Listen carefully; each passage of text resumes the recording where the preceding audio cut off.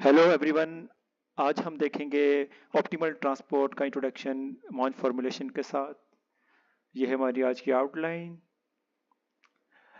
Basically optimal transport है क्या? Optimal transport ये है कि एक सेट ऑफ पॉइंट जो कि एक डिस्ट्रीब्यूशन में एग्जिस्ट करते हैं, उनको दूसरी डिस्ट्रीब्यूशन में ट्रांसफ़र या कन्वर्ट करते हुए जो तरीक़ेकार इस्तेमाल होगा वो ऐसा होना चाहिए कि जो कम से कम खर्चा आए और मिनिमल कॉस्ट के साथ हम ट्रांसमिट कर सकें।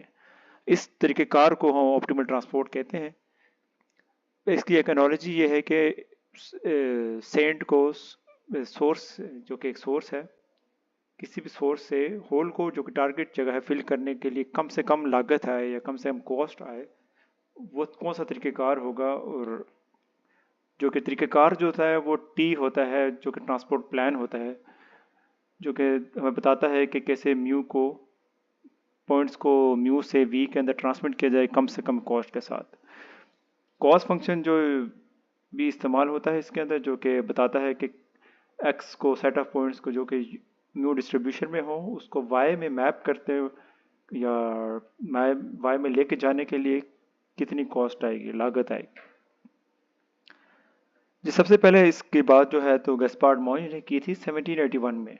उसने बताया था कि पाइल ऑफ सेंड को एक होल फिल करने के लिए एक कौन सा एक एफिशिएंट तरीक़ेकार है, जिस और इसी सवाल ने ही जो है तो एक ऑप्टिमल ट्रांसपोर्ट की बुनियाद रखी। तो ऑप्टिमल ट्रांसपोर्ट में हम टी ढूंढने की कोशिश करते हैं जो कि रियल इन डायमेंशनल स्पेस को रिप्रेजेंट करता है, जो कि टी जो है पुश फॉरवर्ड करता है म्यू को इनटू वी। म्यू डिस्ट्रीब्यूशन के पॉइंट्स को वी में ट्रांसमिट करता है, पुश फॉरवर्ड करता है। टोटल कॉस्ट जो एसोसिएट होती है विद द मैपर फंक्शन वो गिवन है integral of cost of x T of x D of mu of x. इसका मतलब यह है कि कॉस्ट जो कि एक्स को टी एफ एक्स जो ट्रांसमिटेड एक्स है, जो कन्वर्ट हो चुका है, उसमें ले जाने के लिए कितनी कॉस्ट है। और ये जो इंटीग्रल है वो टोटल कॉस्ट को डिफाइन करता है। और mu of x is the probability distribution of x, जो कि नॉन यूनिफॉर्म होती है, यूनिफॉर्म भी हो सकती है। यूनिफॉर्म होती तो डी एफ एक्स हो जाता। इसमें बेसिकली हमारा जो मेन मुद्दा होता है वो कि हम टी को फाइंड करने की कोशिश करते हैं जो कि हमारी कॉस्ट को मिनिमाइज करे म्यू को वी के अंदर ट्रांसमिट करते हुए। कॉस्ट फंक्शन जो बेसिकली यूज़ होते हैं most of the time x को वाई में कन्वर्ट करते हुए, वो यूक्लिडियन डिस्टेंस होता है। स्क्वायर यूक्लिडियन डिस्टेंस भी हो सकता है। ये डिपेंड करता है कि ज्योमेट्री और आपकी एप्लीकेशन पे भी डिपेंड करता है कि आप कौन सा इस्तेमाल करते हैं। तो बुनियादी चैलेंजेस जो है मॉन्ज फॉर्मूलेशन के साथ वो हैं नॉन लीनियरिटी।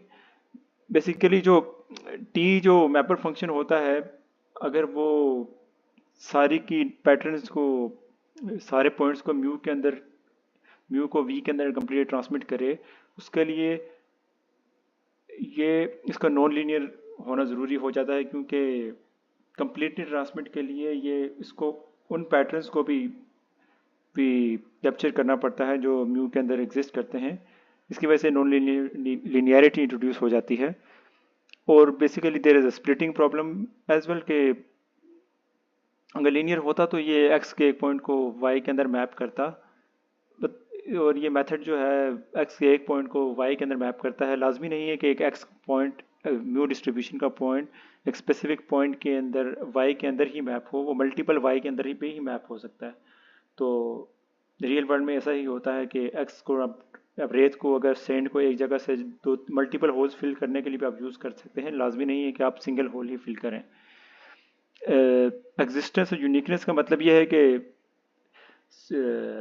मतलब इस प्रॉब्लम के अंदर मॉन्ज फॉर्मूलेशन जो है उसके अंदर most of the time solution exist ही नहीं करता। जो और एग्जिस्ट करता भी है तो उसको लोकल मिनिमास, मल्टीपल लोकल मिनिमास एग्जिस्ट करते हैं। सो एक यूनिक सोल्यूशन एग्जिस्ट नहीं करता। यूनिक सोल्यूशन एग्जिस्ट नहीं करने की वजह से सिस्टम क्या होता है, सिस्टम में अनस्टेबिलिटी आ जाती है। एक एग्जांपल हम समझेंगे कि जिसमें राइट साइड पे एक इनिशियल डिस्ट्रीब्यूशन है, जो कि हम उसके ऊपर ट्रांसपोर्ट या मैपर फंक्शन अप्लाई कर रहे हैं। और वो जो कि मैपर फंक्शन अप्लाई करने के बाद हमें डी ऑफ ई अब न्यू डिस्ट्रीब्यूशन मिलती है। जो इस डिस्ट्रीब्यूशन का मतलब यह है कि ये एक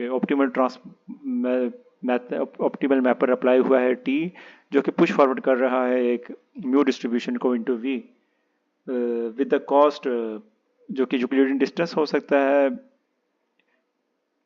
सो ये डिस्ट्रीब्यूशन बेसिकली हमें बताती है कि मॉन फॉर्मूलेशन एक्चुअल में वर्क कैसे करता है। T inverse of A basically pre image है जो कि ए की। बेसिकली अगर इसका इन्वर्स मैपर फंक्शन का इन्वर्स हो तो वो इनिशियल पॉइंट बता देता है जिससे मैप होके ए के पॉइंट्स बने हैं। मॉन फॉर्मूलेशन हमें बताती है कि एक मॉन फॉर्मूलेशन में बेसिकली एक हम क्या फाइंड करने की कोशिश करते हैं, टी फाइंड करने की कोशिश करते हैं जो कि हमें बताए कि हम कैसे एफिशिएंटली एक्स को वाई के अंदर ट्रांसमिट कर सकते हैं। इसका लिमिटेशन भी हमने देखी, non linearity, lake of splitting plus non uniqueness को। इसकी स्प्लिटिंग के प्रॉब्लम को बेसिकली जो कैंटोरोविच ने सॉल्व किया, उसने मज़ीद जॉइंट प्रोबेबिलिटी डिस्ट्रीब्यूशन को इंट्रोड्यूस किया ऑप्टिमल ट्रांसपोर्ट के लिए, जिसने हम एक्स को मल्टीपल वाई के अंदर को भी मैपिंग कर सकते हैं।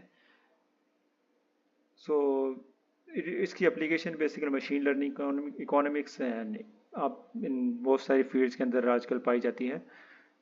यह था हमारा आज का लेक्चर। शुक्रिया। अगर आपको कोई सवाल हो तो आप कमेंट करना ना भूलिएगा। शुक्रिया। Good bye.